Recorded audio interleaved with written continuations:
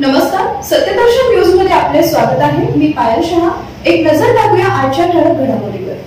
सूट, अदानी करतोय लूट आणि ईडी बसली चूप, काँग्रेस आक्रमक। मोदी अदानी भाई भाई, मोदी अदानी हाय हाय अशा घोषणा देत अदानी विरोधात ईडी कार्यालयावर काँग्रेसच्या कार्यकर्त्यांनी गुरुवारी दुपारी मोर्चा काढला।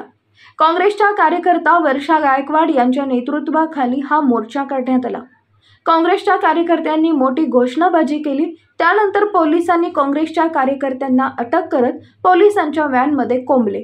या आंदोलनात काँग्रेसचे कार्यकर्ते सरकार चोर आहे अशी घोषणा देत होते। हिंडनबर्ग या अमेरिकन गुंतवणूकदार कंपनीने काही वर्षापूर्वी अदानी यांच्यावर शेअर बाजारात हेराफेरी केल्याचा आरोप केला होता।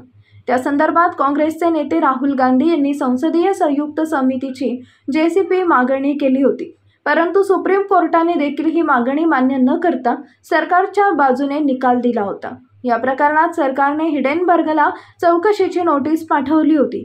त्यानंतर हिंडनबर्ग या गुंतवणूक कंपनीने अखेर सेबीच्या अध्यक्ष माधवी पुरी बुच यांच्यावर आरोप केले।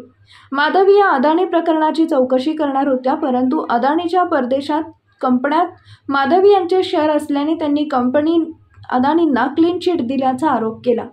या प्रकरणात अदानींवर ईडी कारवाई का करत नाही असा आरोप काँग्रेसने करत आज आंदोलन केले।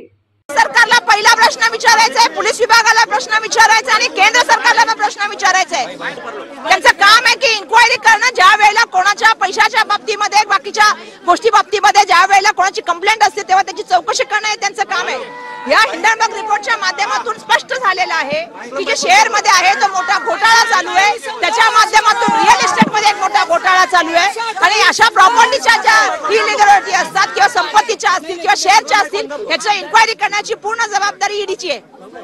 ज्या सेबीवरती आम्ही विश्वास ठेवत होतो ती सेबी मधल्याच लोकांवरती आता मोठ्या प्रमाणामध्ये प्रश्नचिन्ह निर्माण झालेले आहेत।